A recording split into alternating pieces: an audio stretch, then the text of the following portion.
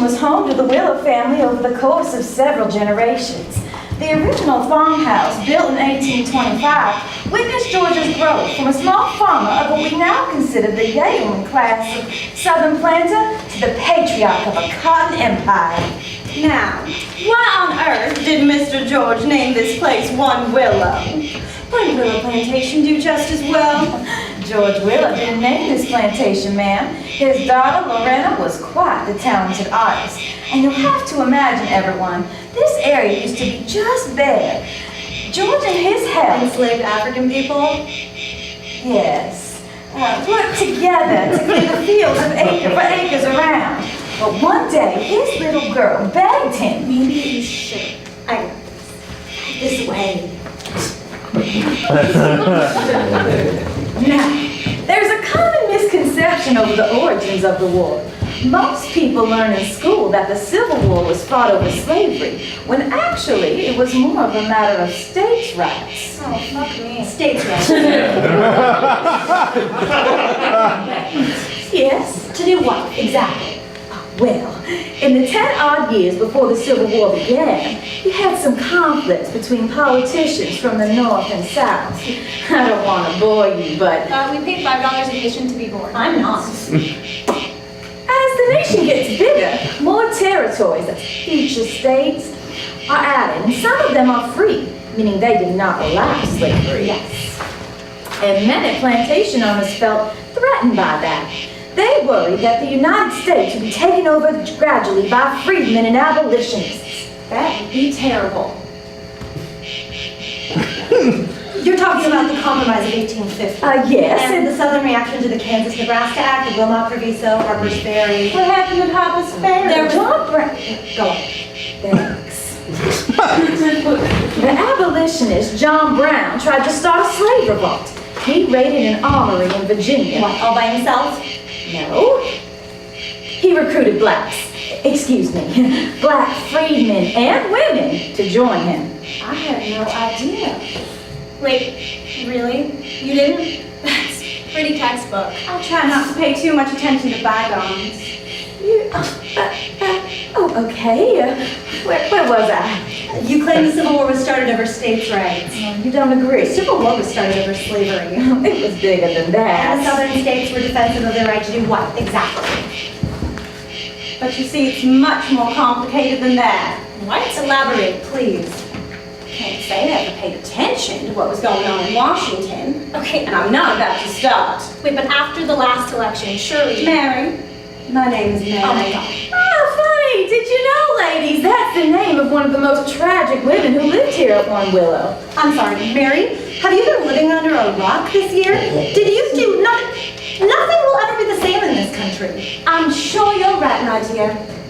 I used to say that it won't be for the best. Oh, I'm much more interested in what will stay the same here at home. The sun will go on rising and setting, and no matter who is president, and I will go on rising and setting with it. I work hard enough without worrying about who's doing their job well across the Potomac. My concern is for my children, my family, my friends. Nothing will change for our people. Our people. That's a quaint way to put it.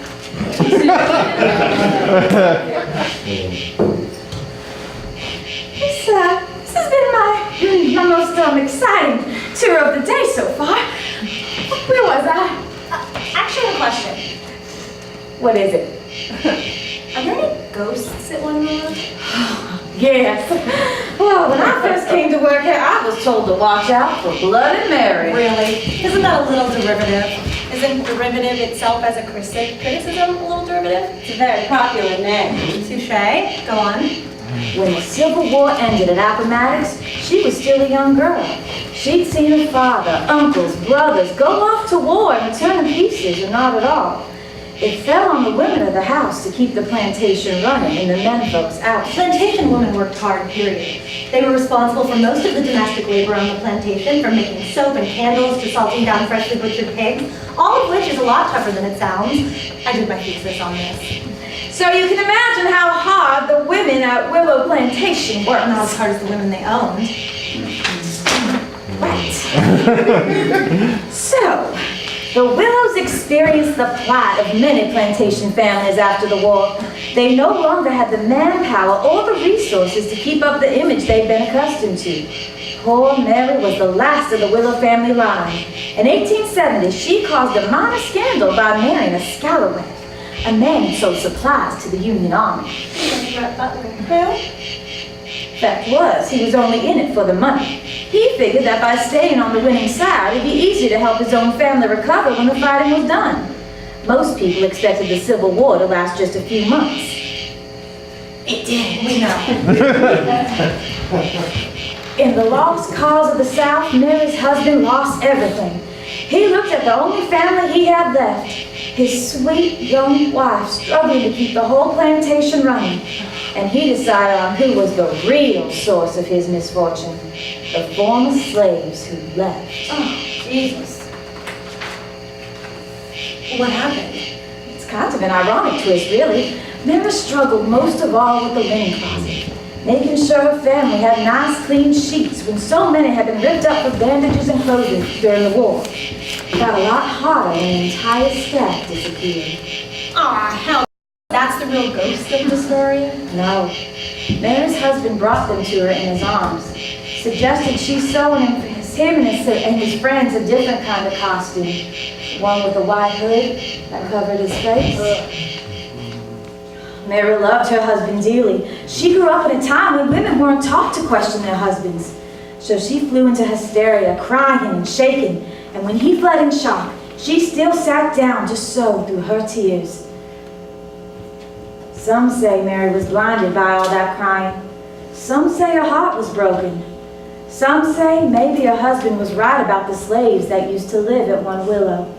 Either way, when her husband crept into the room to comfort her the next morning, those sheets weren't white anymore, and her good sharp sewing scissors were missing. Stop! That's a terrible story. And that's a terrible way to love someone. Sacrificing everything about yourself for them.